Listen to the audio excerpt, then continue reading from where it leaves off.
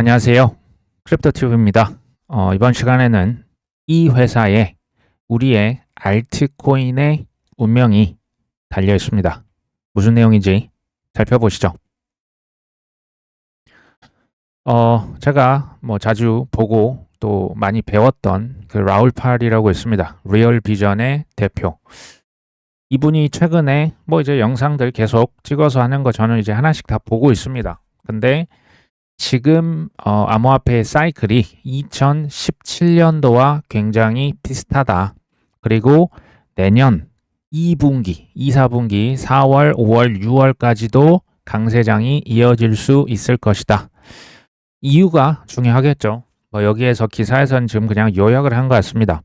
경기 순환 지수, 제가 ISM 지수다, PMI 지수다, 비즈니스 사이클 지수, 그러니까 경제가 좋냐, 안 좋냐, 대략 50 밑에 있으면 경제가 수축하고 있는데요.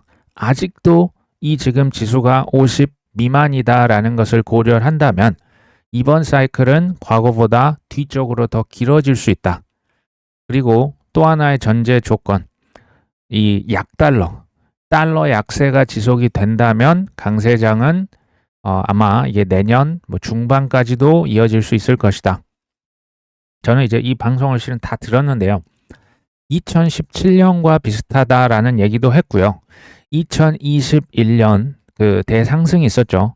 그 상승을 앞두고 있는 2020년과 비슷하다. 이런 얘기도 실은 했습니다. ISM 지수 이게 지금 50 미만이기 때문에 상승장이 지금 아직 시작을 하지 않았다. 이렇게 보는 거죠. ISM이 지금 50 밑에서 놀고 있지만 대략 60 여기를 최소한 가져야 된다. 이건 제가 사이클 탑을 얘기를 드리는 겁니다. 이게 왜 그렇게 중요하냐면요. 경제가 좋아졌다. ISM 지수, 제조업 지수, 서비스업 지수가 올라갔다. 이게 거의 60 갔다. 이 얘기는 무슨 얘기냐면요. 사업이 잘 된다라는 얘기예요. 빚이 줄어든다. 한마디로 이익이 잉여 현금이 늘어난다라는 얘기예요. 이제 빚이어서 이자도 지금 허덕허덕한 그 정반대인 거죠. 그렇게 되면 현금이 많아지면 사람 여유가 생깁니다. 사업이 잘 됩니다. 매출이 늘어나고 수익이 늘어납니다. 그러면 현금이 많기 때문에 이때부터는 이제 어떻게 가냐면요. 위험 선호 현상으로 가요. 지금은 그 반대로 지금 리스크 테이킹은커녕 점점 보수적인 거예요. 지금 돈을 결정을 할 수 없게 하지 않습니까? 관세 위협 이런 것 때문에 리스크를 더 선호한다. 이게 이제 투자로 얘기를 하면 알트코인의 폭등이 일어날 수가 있는 거예요. 이게 지금은 지금 50 밑에 있습니다. 달러의 약세가 지속이 계속 된다면 이라고 하는 전제 조건 이거 되게 중요해요. 왜냐? 전 세계에 지금 무역 거래에 여전히 80% 이상이 그 달러로 여전히 진행이 되고 있습니다. 전 세계 그리고 더 중요한 것 국가 부채, 기업 부채, 개인 부채 이제 각 경제 주체들의 부채의 50% 이상이 뭔지 아십니까? 이게 다 달러 빚입니다. 달러로 빚을 진 거예요. 근데 달러가 약해지면 어떻게 될까요? 빚의 금액이 줄어드는 거예요. 갚아야 될 돈이 줄어든다라는 얘기예요. 약달러가 왜 전 세계인들의 실은 그 바람하지 않는 대상인지 잘 아셔야 됩니다. 약달러라고 하는 것은 그리고 우리가 금, 비트코인 지금 다 그 달러로 이렇게 표시를 하잖아요. 그러니까 달러가 약해지면 상대적으로 가치랑 관계없이 그냥 가격이 자산의 가격이 더 높아지는 그런 경향이 뚜렷해요. 자산 가격과 달러는 반비례합니다. 그리고 빚이 감소하죠. 빚이 감소한다는 얘기는 살만해진다는 거예요. 사업 조금씩 좋아진다는 거예요. 경제가 불황이 아니고 호황적으로 간다는 얘기죠. 여기 이제 몇 개를 더 추가하면 약달러 그리고 기름값. 아직도 기름값이 전 세계 이제 그 공장에 여전히 많이 쓰이고 있습니다. 금리 인하, 돈 찍기 이런 것들을 쉽게 이제 금융 조건들이 완화된다라고 표현을 써요. 이렇게 될 게 여러 가지 선행 지표에 의해서 벌써 결정이 돼 있거든요. 무슨 얘기냐? 지금 제가 이해하는 것은 제 생각은 지금 이 유동성 효과, 약달러 효과, 기름값도 원래는 떨어졌잖아요. 근데 뭐 전쟁이 뭐 이제 조금 더 나오는 이런 뭔가 불확실성 어떤 이벤트들에 의해서 지금 눌리고 있는 겁니다. 그냥 일시적으로 누군가 찍어 누르고 있다라는 저는 느낌을 강하게 받습니다. 중요한 것은 아직 큰 거 안 왔다라고 보시면 됩니다. 내년 하지만 뭐 한 중반까지 강세가 될 것이다. 그 타이밍은 모르는 거죠. 이거는 사실 모릅니다. 지표를 보셔야 된다. 계속 얘기를 드리죠. 미국의 상무부 장관 하워드 루트닉이 고금리의 고통이 너무 크다. 금리 당장 인하해야 된다.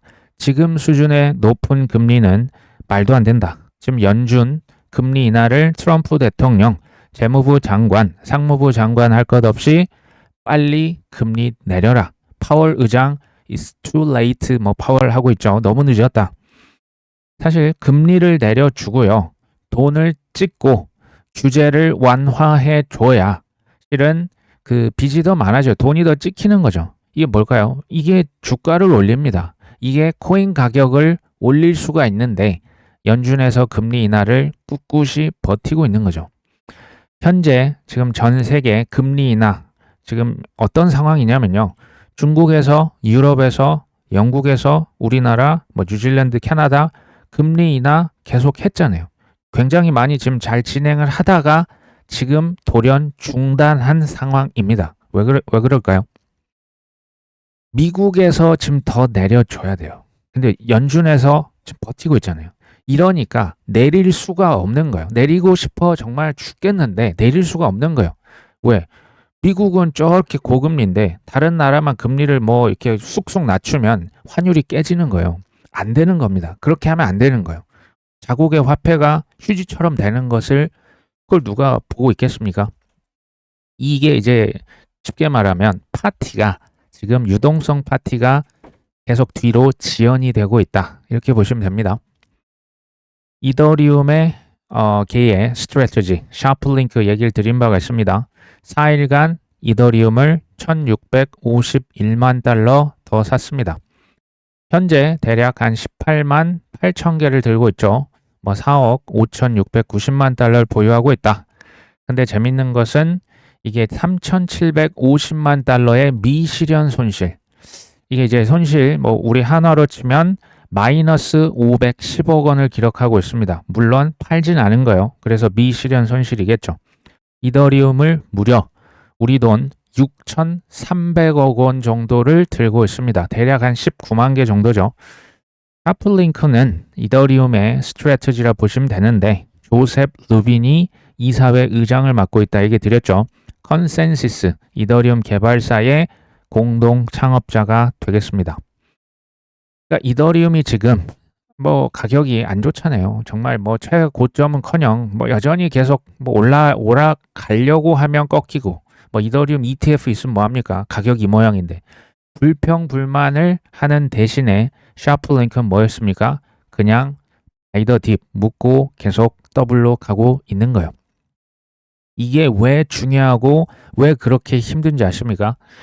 아마 지금 다 경험을 하셔서 아마 아시겠지만 땡땡 코인이라고 하겠습니다. 어떤 알트코인 내가 샀는데 마이너스 20%가 된 거죠. 그래서 처음에는 맞아 더 사야지 바이 더 딥을 합니다. 근데 마이너스 30% 마이너스 40% 맞아 그래도 더 사야지 바이 더 딥을 용기를 내서 했습니다. 근데 여기서 이제는 올라갈 것이라 생각했지만 마이너스 50% 마이너스 60% 마이너스 70%도 가는 거죠. 그때도 바이 더 딥을 할 수 있겠냐라는 거예요. 쉽지 않은 겁니다. 저의 어떤 바람이 있어요. 코인 투자는요. 이거 제가 지금 얘기 드렸던 거 있죠. 땡땡 코인이 마이너스 70%까지 갔는데 심지어 바이 더 딥을 했는데도 주룩주룩 흘러내렸다.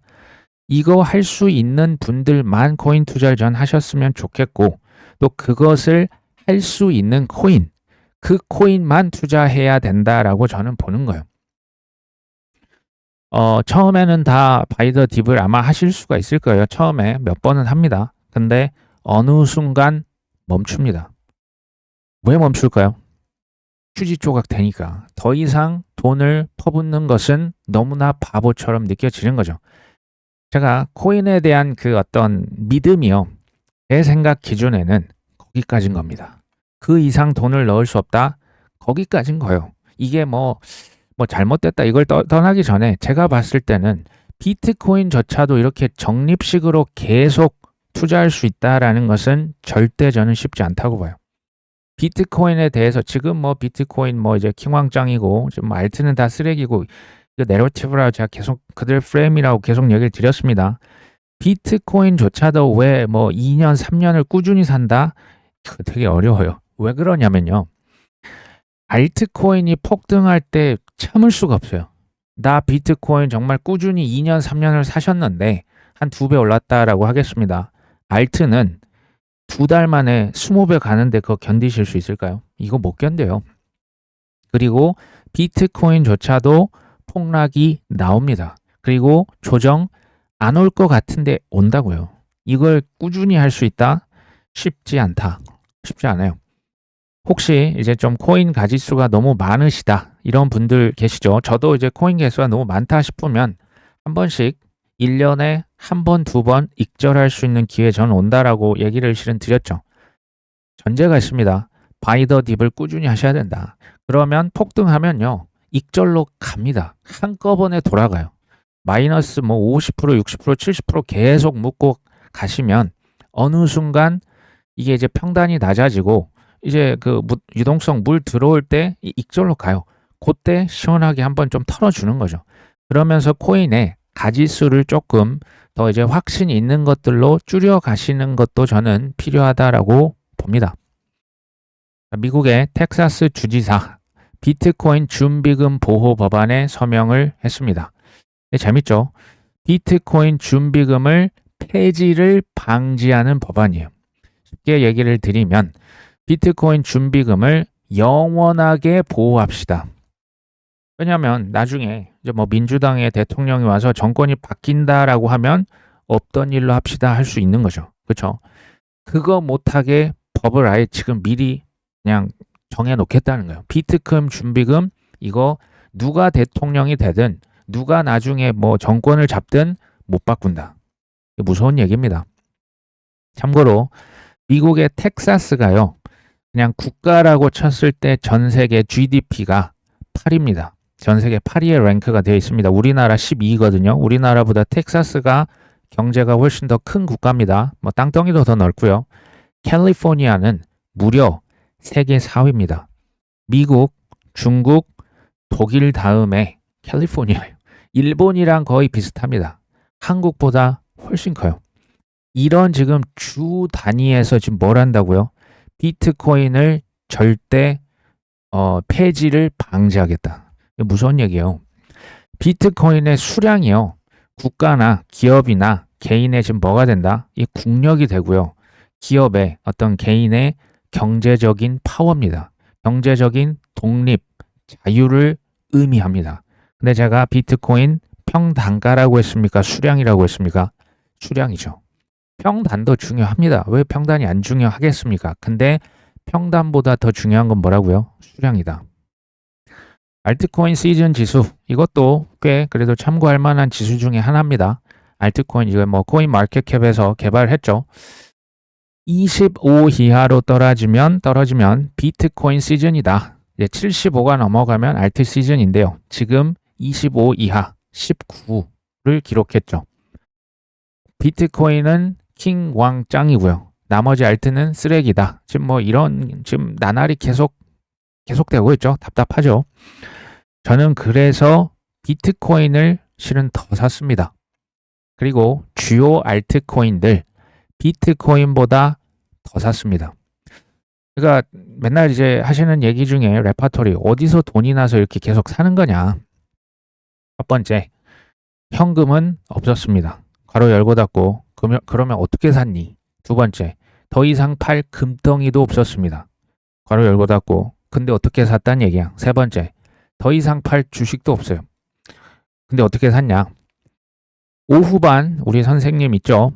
이분은 제가 보니까 뭐 삼성전자 주식 아니면 뭐 비트코인 이런 것들로 뭐 해지를 좀 해놓으시고 나중에 이제 이게 이제 가격 변동성이 알트에 비해서는 적죠. 그런 것들을 좀 팔아서 이제 필요한 코인을 사야 할 때 쇼핑을 했다라고 얘기를 드린 바가 있는데 오전반 저 같은 경우는 이게 금이었고 이게 은행의 예적금이었고요. 또 하나의 저의 어떤 해지는 실은 스테이킹이에요. 업비트 스테이킹 생각하시면 됩니다. 저는 지금 뭐 5개, 4개 지금 항상 거의 뭐 보유를 하고 있고요. 이더리움, 솔라나, 카르다노, 뭐 폴리곤, 그다음 코스모스죠. 이렇게 지금 5개만 됩니다. 나중에 이거 더 늘어날 거예요. 근데 제가 코스모스를 들고 있는 유일한 이유는 시세 차익이 아닙니다. 오직 이자요. 이자를 무려 20% 가까이 주거든요. 코스모스 이자는요. 저는 이거 그냥 맛있는 거 사서 먹습니다. 그냥 팝니다. 혹은 이럴 때는 어차피 이자 아닙니까? 이자는 뭐 그냥 꽁돈이죠. 쉽게 말하면. 이거 가지고 맛있는 걸 사 먹든지 너무너무 사고 싶은데 돈이 없을 때 그냥 팔아서 사고 싶은 코인 삽니다. 어차피 이자니까. 무작정 따라 하시면 될까요? 안 될까요? 당연히 안 되죠.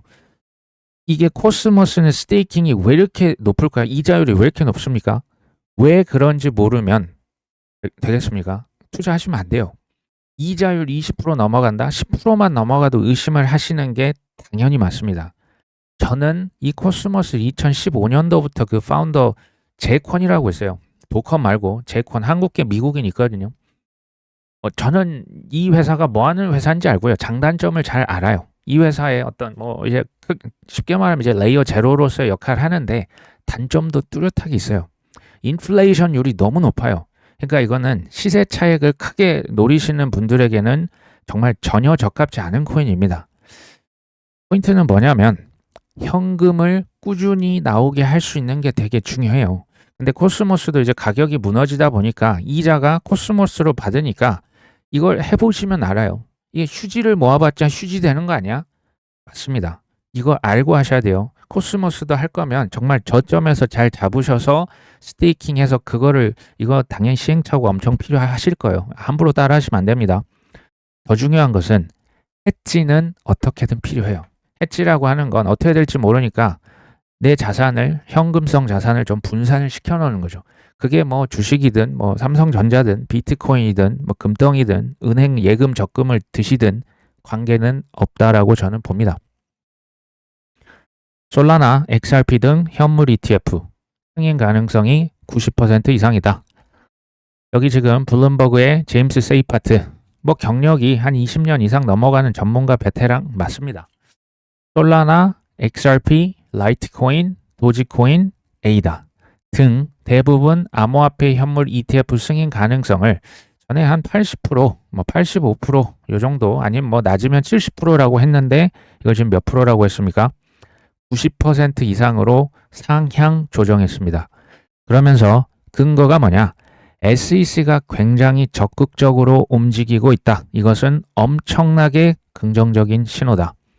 다만 지금 SWI ETF는 규제 불확실성 때문에 승인 가능성을 60%로 예상을 했습니다. 이거 이제 기본적인 거지만 업계 이런 그 전문가, 관계자들은 항상 이런 예측, 뭐 퍼센트 얘기할 때 막 이렇게 막 과장하겠습니까? 보수적이에요. 왜? 업계 뭐 20년이 됐다, 30년이 됐다 베테랑들이지 않습니까? 한 말이 틀리면 기한, 특히 뭐 언제까지 될 것이다. 이 틀리면 어떻게 됩니까? 대망신이죠. 보수적인 사람들이라 보시면 돼요. 기본적으로. 이제 제가 트위터 가서 이걸 제가 캡처를 한 겁니다. 보시면 첫 번째 이제 바스켓, 이거 이제 크립토 지수 인덱스거든요. 그 다음에 라이트코인, 솔라나, XRP 승인 확률 보이십니까? 95%입니다. 이 보수적인 친구가 95%라고 하는 거 이거 된다 안 된다? 이거는 그냥 카운트다운 이미 들어간 거예요. 그렇게 보시면 됩니다. 그 밑에들 도지코인, 에이다, 폴카닷, 헤데라, 아발란체 얘네들이 갑자기 몇 프로가 됐습니까? 하나같이 90%로 올라갑니다. 90%면 된다는 얘기입니까? 안 된다는 얘기입니까? 된다는 얘기예요. 근데 우선순위가 저 위에 친구들이 아마 먼저 되고 그 다음 순위로 되지 않을까 봅니다. 밑에 스위가 이제 한 60%, 트론도 있죠. 트론은 지금 날짜가 안 나와 있고요.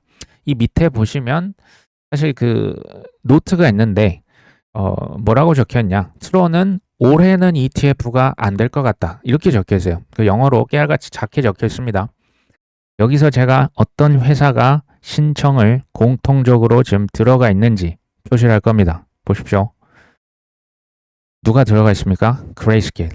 지수 ETF의 그레이스케일. 라이트코인에 누가 있습니까? 그레이스케일. 솔라나 그레이스케일. XRP ETF 그레이스케일. 도지코인 그레이스케일. 에이다 그레이스케일. 폴카닷 헤데라 아발란체. 지금 다 누가 들어가 있습니까? 그레이스케일이 들어가 있네요. 소이나 트론은 지금 쉽지 않을 것 같은데 지금 확률이 현저히 떨어지죠. 누가 없습니까? 그레이스케일이 없네요. 이게 보이십니까? 조금 의심스럽다라는 생각을 일단 갖고 한번 보겠습니다. 트론은 올해 안 되고 수위는 지금 규제 불확실성 이 얘기 지금 몇 년째 하고 있는데 뭐 수위만 콕 찍어가지고 왜 얘가 60%로 낮아야 되는지 저는 솔직히 이해가 안 되거든요. 어쨌든 23년도 8월로 갑니다. 이거 중요하기 때문에 가는 거예요. 그레이스케일 인베스트먼트 SEC 상대로 뭐 했습니까? 승소합니다. 처음으로 SEC를 이게 어떻게 보면 완벽하게 이겼어요. 그레이스케일 이제 뭐 리플도 부분 승소한 적은 있었죠. 대부분 SEC한테 집니다. 90% 이상 다 져요. 그레이스케일이 이때 SEC 상대로 이겼어요. 미국 법원이 SEC에게 뭐라고 했냐? 아니 너 비트코인 선물 ETF 승인했다며. 근데 현물을 왜 거절해? 그러면서 굉장히 구체적인 표현. SEC가 너 너무 임의적이야. 자의적이고 변덕스러워. 이런 표현을 정말 씁니다. 너 왜 그렇게 못돼 먹었니? 지금 이런 얘기예요. 심술궂니? 너 양 땡땡이니? 지금 이런 느낌이에요.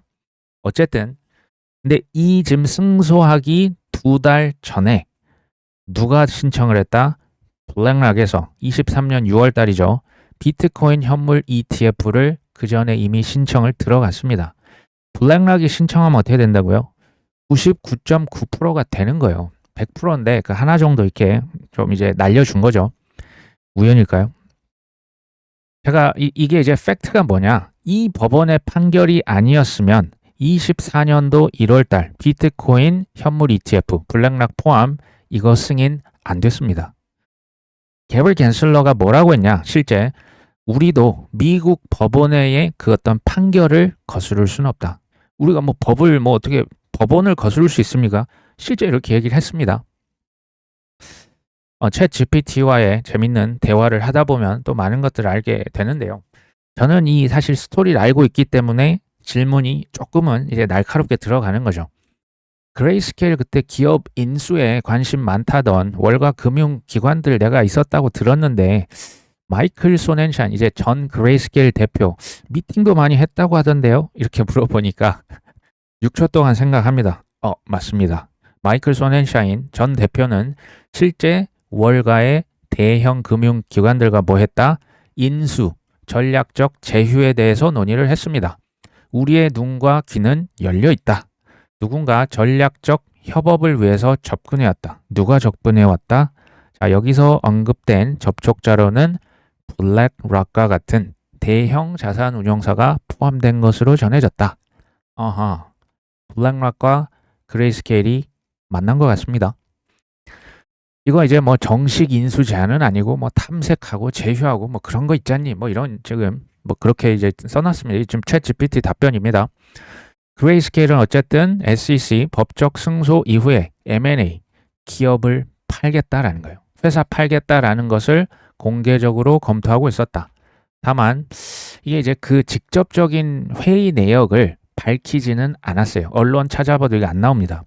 그러나 여러 차례 미디어와의 대화에서 뭐라고 했냐? 블랙락이라고 하는 이름이 언급이 됩니다. 거기에서 뭐 했다? 접근해왔다. 최소한 탐색 미팅, 접촉은 이루어진 것은 맞다. 저는 소넨샤인 대표를 실은 뭐 예전부터 팔로잉을 계속 해왔기 때문에 이때 당시 23년 말입니다. 무슨 심정이었냐? 제가 이제 추론을 하는 거죠. 고생을 많이 했어요. 소넨샤인 대표 고생 진짜 많이 했습니다. 하락장이라고 하는 게요. 이 대표들은 그렇잖아요. 나 진짜 이제는 이거 그만하고 싶다. 나 고생 끝 행복 시작하고 싶다. 이런 느낌이 저는 그때 그걸 느꼈거든요. 더 그냥 적나라하게 나 이제 회사 팔고 나 이 업계 뜨고 싶다. 이것을 M&A라고 지금 기사에서 표현을 했다라고 저는 봅니다. 팩트 체크를 합니다. 그레이스케일이 23년 11월, 12월 달 그러니까 이제 승소하고 저기 누굽니까? 블랙락이 6월 달에 지금 비트코인 ETF 신청 들어갔습니다. 어쨌든 그 해 연말에 SEC와 블랙락 등과 그레이스케일이 잦은 미팅을 가졌었고요. 실제 해가 넘어가서 24년 5월 달 손앤샤인 전 대표는 대표직에서 실제 사임을 합니다. 의견이죠. 블랙락과 그레이스케일이 이때 뭔가 딜이 있었을 것이다. 제가 이제 의심이 가는 게 한두 개가 아니에요. 자, 이걸 직접적으로 저도 증거가 있어야겠죠. 그때 비트코인 10년간의 수건이 드디어 이제 성취가 된 거죠. 비트코인 현물 ETF 승인됐습니다. 근데 이 지금 자산 운용사들은 이거 지금 왜 팝니까? 돈 벌려고 팝니다. 그렇죠? 보수 수수료, 운용 수수료죠. 그레이스케일의 비트코인 현물 ETF 수수료가 1.5%였어요. 근데 보시면 블랙락의 수수료가 초기 얼마입니까? 0.12%. 그 이후에는 0.25%. 초반에 조금 이제 반값 수수료 할인을 한 거예요. 누가? 천하의 블랙락도 초기에 수수료 할인을 한 겁니다. 피델리티 0%에서 0.25. 이건 뭐냐면 초기 6개월 동안 피델리티는 비트코인 ETF 수수료 안 받겠다라고 한 거예요. 우리가 잊으시면 안 되는 게 자산운용사의 주 수입원은 운용 수수료죠. 수수료 벌려고 지금 이거 하는 겁니다. 두 번째, 초기에 선점 효과가 엄청나게 중요합니다. 금 ETF의 역사를 보셔도 초기에 선점한다는 게 정말 압도적이에요. 그러니까 지금 천하의 피델리티도 지금 수수료 0% 받은 거예요. 무슨 우리나라도 그 거래소들 그 하지 않습니까? 블랙락, 천하의 블랙락도 초반에 지금 수수료 반값 이벤트 한 겁니다. 지금 보이죠? 그 6개월 뭐 수수료 무료 이런 게 왜 하냐? 초기에 싹 다 그냥 나에게 끌어와야 되니까 지금 이걸 하는 거예요. 그렇죠? 비트코인 현물 ETF 뭐 이제 전환이 돼서 그간 거의 한 10여 년간 그레이스케일의 신탁 상품이 실은 압도적 1위였어요. 이 ETF 전환이 됐었죠. 근데 24년 5월 말 대략 한 4달이 조금 더 지나서 그레이스케일 원래 비트코인 제일 많이 들고 있었거든요. 블랙락으로 비트코인 ETF 보유량 1위 타이틀이 넘어갑니다. 그래서 제가 이해가 안 되는 게 이거였어요. 그레이스케일이 왜 10배에서 심지어 20배 높은 비트코인 ETF 수수료를 지금까지도 유지하고 있습니다. 이게 이해가 안 되는 거예요. 왜? 주변에 있는 사람들 10배, 20배 수수료 내고 그 그레이스케일에 굳이 붙어 있을 이유가 있습니까? 사람들이 다 어디로 갔을까요? 블랙락으로 가고 피델리티로 가고 뭐 저 비트와이즈로 가고 21쉐어스로 간 거예요. 당연한 거죠. 수수료 연간 엄청나게 좀 10배 이상 낼 바보가 누가 있습니까? 그리고 블랙락인데. 그리고 비트코인에서만 일어났냐? 아니에요. 이더리움 ETF 승인 24년 5월 달에 초기 승인이 됐지만 거래는 7월 말부터 이제 이루어졌습니다. 거래가 이루어지고 채 한 달이 지나기 전에 똑같은 일이 이더리움에서도 벌어집니다. 그레이스케일이 원래 이더리움 제일 많이 들고 있었거든요. 1위 타이틀이 누구한테로 간다? 블랙락한테로 갑니다. 우연일까요? 이더리움 ETF 수수료입니다. 그레이스케일이 비트코인 ETF 수수료 1.5%도 엄청 높았다라고 했는데 이더리움 지금 얼마입니까? 2.5%. 지금도 2.5% 받고 있습니다. 블랙락 얼마입니까? 정확히 10분의 1입니다. 0.25%죠. 피델리티도 지금 0.25%입니다. 그리고 또 블랙락 초반 12개월 반값 수수료 이벤트 천하의 블랙락이 이걸 했습니다. 피델리티요 0.25%였고요. 바네크 뭐 비트와이즈 0.2%. 그러니까 좀 더 이제 열세 있는 자산 운용사 수수료 더 낮춰야 거기로 가겠죠. 프랭클린 템플턴 0.2% 받고 0.19% 더 싸게 하는 거예요. 그래야 우리한테 올 거니까. 그리고 심지어 초반 6개월은 프랭클린 템플턴은 수수료를 안 받았습니다. 이더리움 유치하기 위해서. 이 경쟁을 보셔야 됩니다. 그레이스케일이 타사 대비했을 때 10배에서 20배의 이더리움 현물 ETF 수수료를 부과를 했고요. 이해가 안 되죠? 1위 타이틀 뺏겼죠. 지금까지도 저 수수료 받아요. 이해되십니까? 이게 비정상이라는 거예요. 블랙락 피델리티와 있던 어떤 그 딜이 없이는 저는 이게 불가능했을 거라고 추정을 합니다. 개인적인 의견이죠. 그러면 여기서 질문. 그레이스케일은 비트코인, 이더리움, 현물 ETF 시장에서 퇴출됐을까요? 놀랍게도 아닙니다. 비트코인 현물 ETF 순위 탑3를 지금 세워본 거죠. 1위 블랙락, 2위 피델리티, 3위가 누굽니까? 여전히 그레이스케일입니다. 이더리움 ETF 탑3 1위 블랙락, 2위가 누굽니까? 놀랍게도 그레이스케일입니다. 3위가 피델리티죠. 2위와 3위에 지금 좀 격차가 거의 2배 이상 벌어져 있습니다. 놀랍게도 그레이스케일이 퇴출된 게 아니라 탑2, 탑3에 여전히 선방하고 있습니다. 어깨를 나란히 하는 겁니다. 신기하죠? 팩트 또 한 가지. 그레이스케일에서는 알트코인 현물 ETF를 무더기로 신청합니다.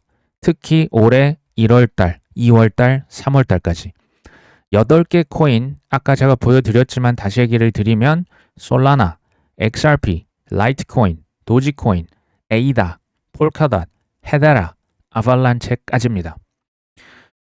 또 하나의 팩트는 뭐였냐? 그 전에 신청했던 게 있어요. 그게 뭐냐면 24년도 10월 달에 디지털 라지캡 신탁 상품이 원래 있었거든요. 요것을 ETF로 바꿔주세요라고 SEC에 전환 신청을 합니다. 이제 그레이스케일 디지털 라지캡 펀드 GDLC라고 하는데요. 5개 코인이 들어가 있습니다. 첫 번째 비트코인 79%, 어마어마하게 비트코인 비중이 높죠. 이더리움 12%, XRP 4.9%, 솔라나 3.1%, 에이다는 1% 들어가 있습니다.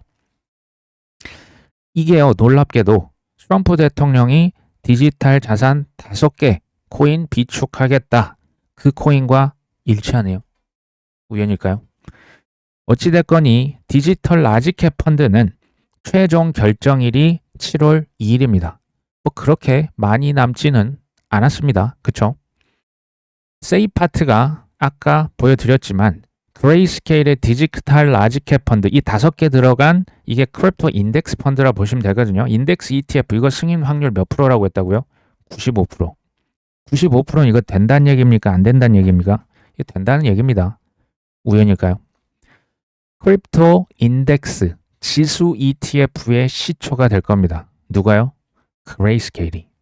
그레이스케일이 비트코인도 제일 먼저 승소해가지고 쉽게 말하면 선방을 날리고 이거 지금 법적으로 근거를 탄탄히 쌓았고 그레이스케일 아니었으면 비트코인 ETF 더 늦어졌을 수도 전 있다고 보거든요.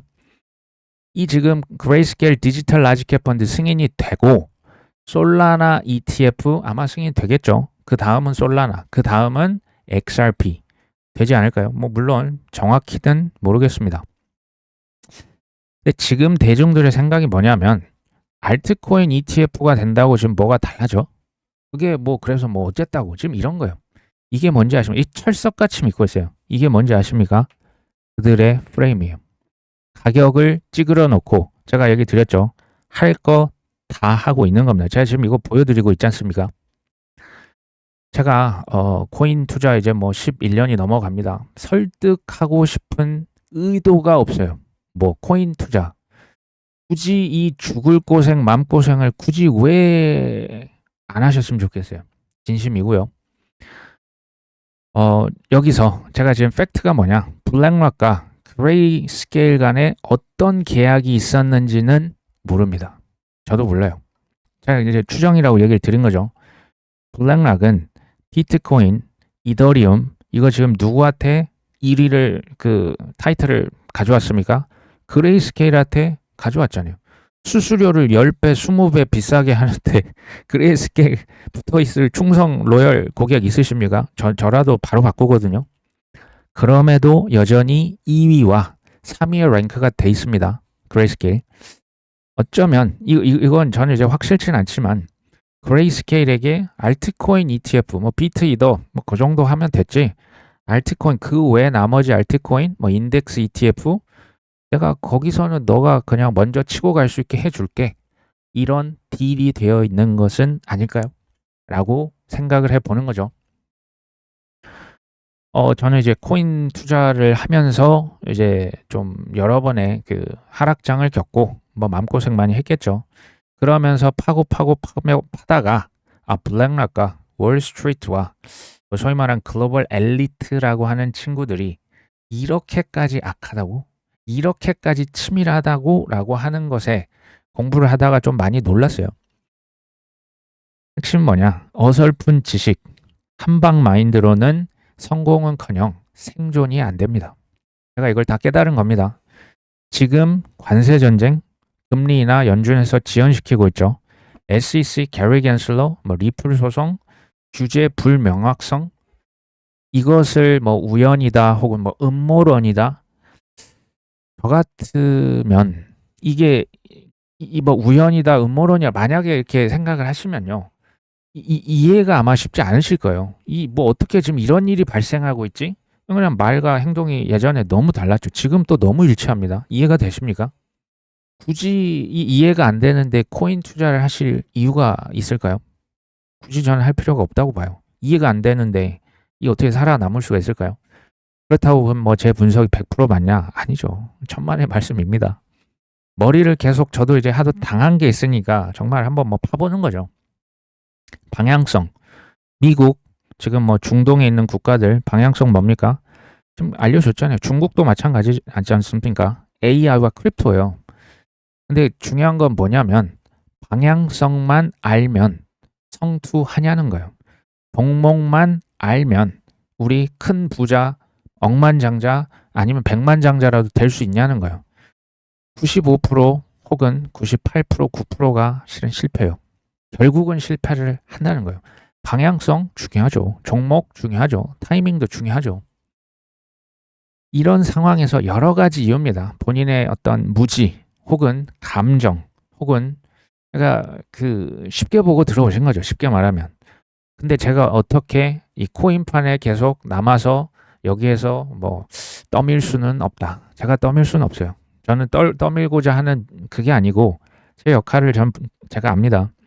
지식, 제가 생각해 봤던 것들을 가능성으로서 추론을 한 결과를 전달을 드릴 뿐이죠. 이것을 이제 본인에 맞게 이해를 하시고 적용하시는 것은 본인의 몫이 되시겠죠. 바람이 있습니다. 우리 구독자분들께서 부디 이런 지식, 생각을 자신의 것으로 만드시고 투자 이 리딩방이 아니잖아요. 본인께서 시행착오를 하시면서 어쨌든 일단 살아남으셔야 돼요. 생존을 하시고요. 그 다음에 이제 사이클이 몇 번이 지나면 이번이 만약에 첫 번째 사이클이면 소위 말하는 은퇴다 쉽지 않다라고 봅니다. 거의 안 될 거예요. 처음부터 하는 건 거의 이제 저는 본 적이 거의 없고 설사 해도 다시 돌아왔습니다. 자꾸 이제 나가셨던 분들이 다시 돌아오시는 걸 제가 여러 번 봤고 저 역시도 이제 한꺼번에 한 번에 했으면 좋았는데 그건 안 되더라고요. 잘 하시면 좋겠죠. 성공, 투자까지 하실 수 있기를 진심으로 바랍니다. 오늘 방송 여기까지 합니다. 끝까지 시청해 주셔서 감사합니다.